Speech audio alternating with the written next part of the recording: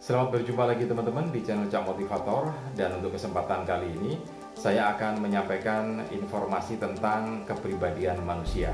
Jadi pada dasarnya manusia di seluruh muka bumi ini kepribadiannya dikelompokkan dalam 4 kelompok kepribadian.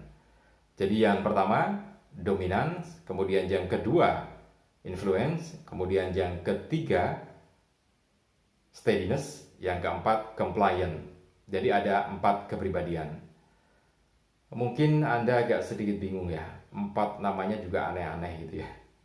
Tapi oke lah, supaya Anda nangkep informasi yang saya akan sampaikan, saya akan mulai dari hal ihwal atau sejarahnya dulu tentang 4 kepribadian manusia ini.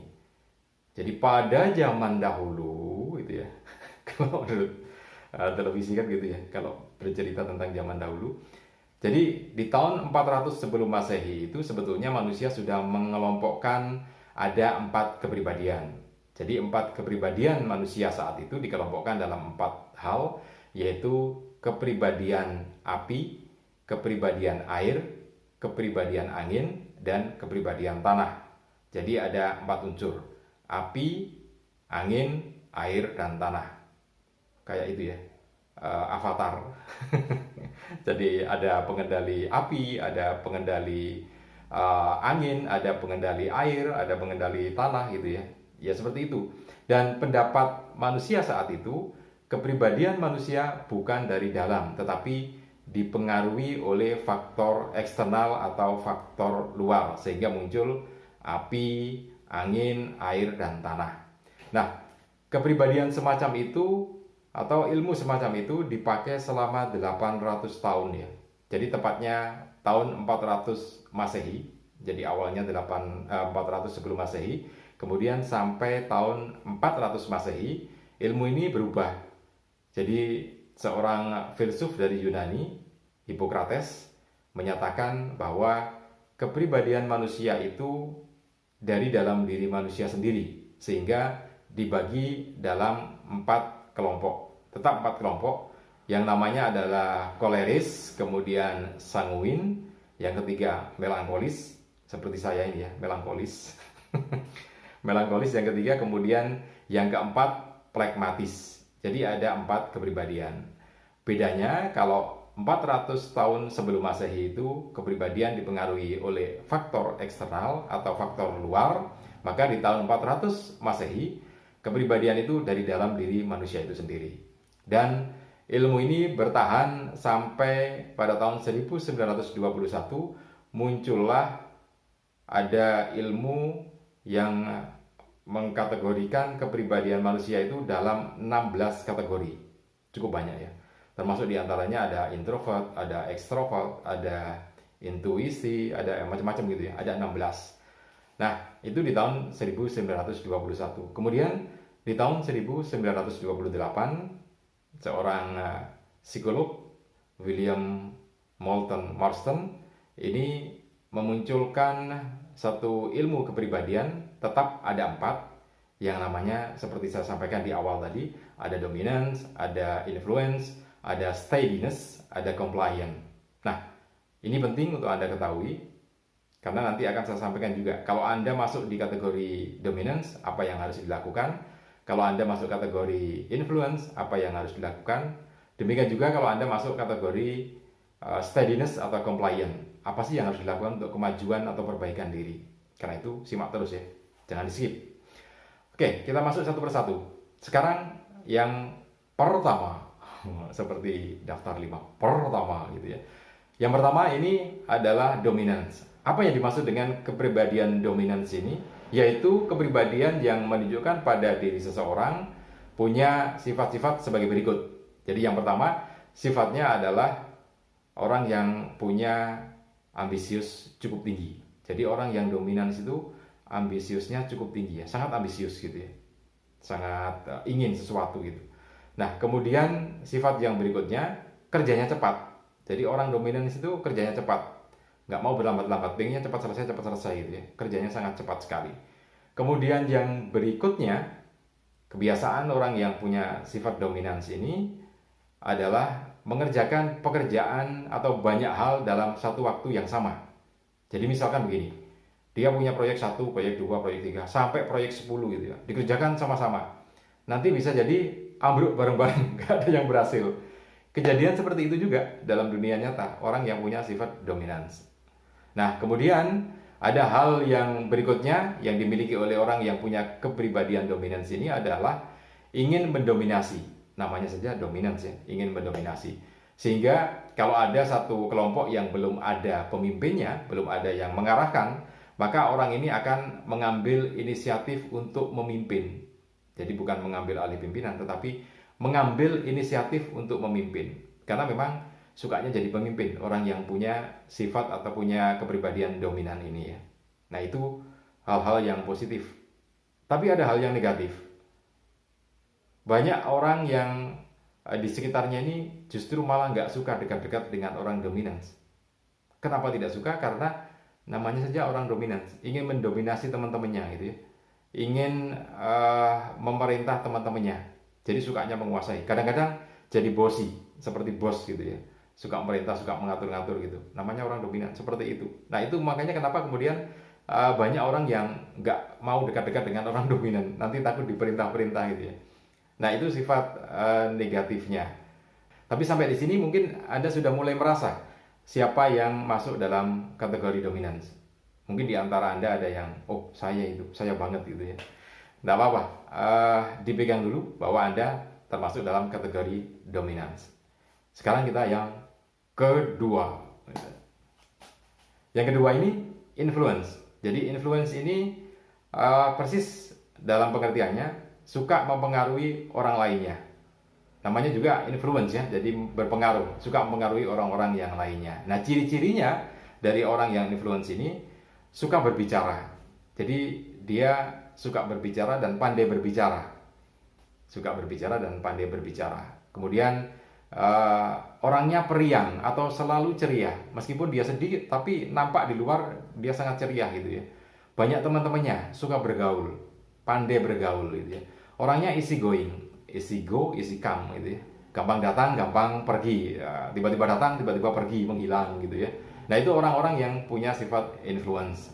Suka berbicara juga. Nah di sisi yang lain, kalau kita lihat dari profesi-profesi orang-orang yang influence ini, diantaranya adalah reporter, kemudian humas, juga ada yang jadi penengah gitu ya, influence. Reporter, broadcaster gitu ya, orang-orang yang suka berbicara itu orang-orang yang influence.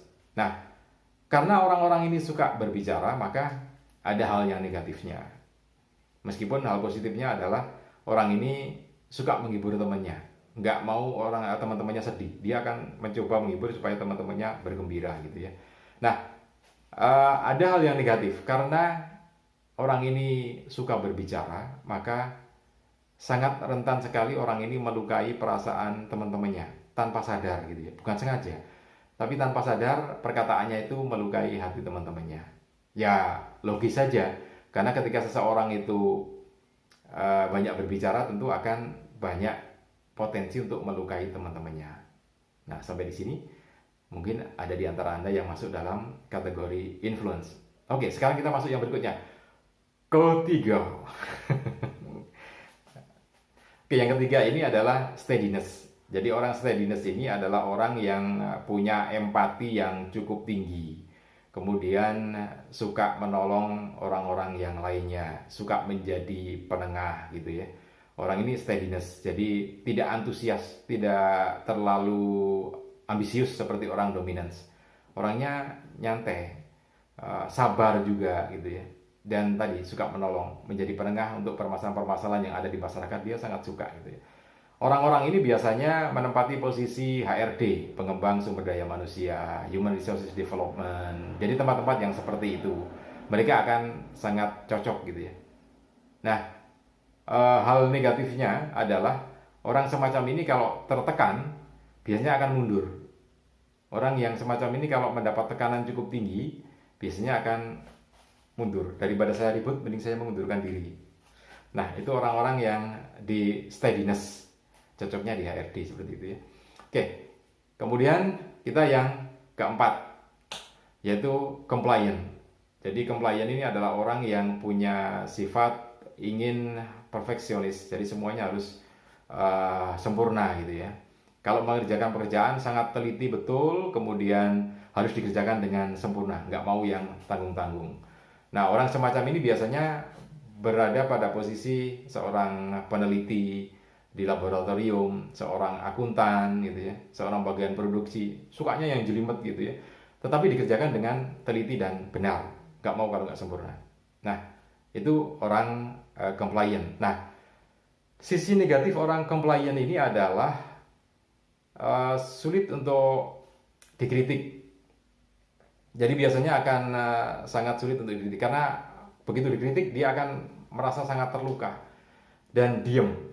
Perlawanannya diem. Beda dengan orang yang dominan influence, kalau dia ditekan, dia akan ekspresif tambahan, dia akan berteriak, dia akan berbicara gitu ya. Tapi kalau orang steadiness dan orang compliant, begitu mendapat tekanan yang sangat hebat, maka dia akan melakukan perlawanan pasif. Perlawanan pasif itu adalah dia banyak berdiam, tidak mau melakukan pekerjaan gitu ya, mogok gitu, tapi diem, mogoknya nggak rame-rame, jadi diem-diem nggak dikerjain gitu ya. Itu orang-orang yang di sifat tadi. Nah, sekarang saya akan menyampaikan, kalau ada di antara Anda yang ya pasti ya masuk ke 4 kategori tadi. Kalau ingin maju, maka orang dominan ini harus menguasai ilmu komunikasi, karena kan dia sangat rentan untuk tidak disukai oleh teman-teman yang ada di sekitarnya, karena suka merintah. Orang dominan itu suka merintah. Jadi kalau orang diperintah kan kadang-kadang tersinggung ya. Karena itu kalau orang dominan ini ingin sukses, ingin berhasil, bukan dominannya dihilangkan, tetapi dia harus mulai belajar bagaimana memerintah atau memanage timnya ini dengan tidak melukai hati orang-orang yang ada di sekitarnya. Jadi harus lebih pandai berkomunikasi gitu ya. Kemudian yang kedua, kalau Anda orang influence juga sama, karena kata-kata itu kadang-kadang melukai hati orang lainnya. Jadi harus hati-hati kalau berbicara. Kemudian dalam bergaul ini juga harus mulai membatasi diri, bagaimana jangan sampai kemudian kebablasan kalau berbicara gitu ya. Jadi harus hati-hati. Pengembangan dirinya seperti itu. Orang yang ada di steadiness juga sama, karena dia berada pada orang yang tidak terlalu one man show, tidak terlalu menunjukkan diri, maka dia harus mulai menunjukkan diri. Dia harus berani untuk berekspresi gitu ya. Empatinya sudah benar, tetapi dia harus berekspresi, karena kalau tidak berekspresi orang tidak akan tahu orang ini punya prestasi gitu ya. Demikian juga dengan orang yang ada di compliant. Jadi dia harus mulai menguatkan hati kalau berhadapan dengan orang lain, bahwa dikritik itu adalah hal yang biasa. Dikritik itu adalah hal yang biasa untuk perbaikan diri, bukan benci gitu ya. Bukan jengkel pada pribadinya, tetapi pada pekerjaannya. Dan itu pun untuk perbaikan. Nah, itu yang bisa saya sampaikan. Sebetulnya masih banyak yang lainnya. Nanti akan kita bahas ya. Karena pola kepribadian DISC ini bisa diterapkan di organisasi sosial, kemudian juga bisa diterapkan di perusahaan. Ada penempatan-penempatan tertentu yang butuh orang-orang dengan sifat-sifat tertentu. Sebagai contoh begini, kalau kita mau menempatkan seorang HRD atau seorang personalia, maka kita membutuhkan orang yang steadiness. Tapi kalau kita butuh seorang marketing, orang reporter, jadi itu harus butuh orang influence. Kalau kita mau memasarkan produk, butuh orang yang influence. Kalau untuk memimpin untuk terobosan-terobosan, maka butuh orang dominans. Tapi kalau untuk orang akuntan, pembukuan, kemudian laboratorium, maka kita membutuhkan orang yang kategori compliant. Jadi ada hal-hal yang seperti itu yang bisa dilakukan dalam masalah organisasi. Oke, mudah-mudahan bisa bermanfaat untuk Anda. Nanti akan kita bahas di episode berikutnya bagaimana menerapkan DSC ini di perusahaan, kemudian juga di hal-hal yang lainnya. Mudah-mudahan bisa bermanfaat untuk Anda episode kali ini. Salam selalu untuk Anda dan sukses selalu untuk Anda.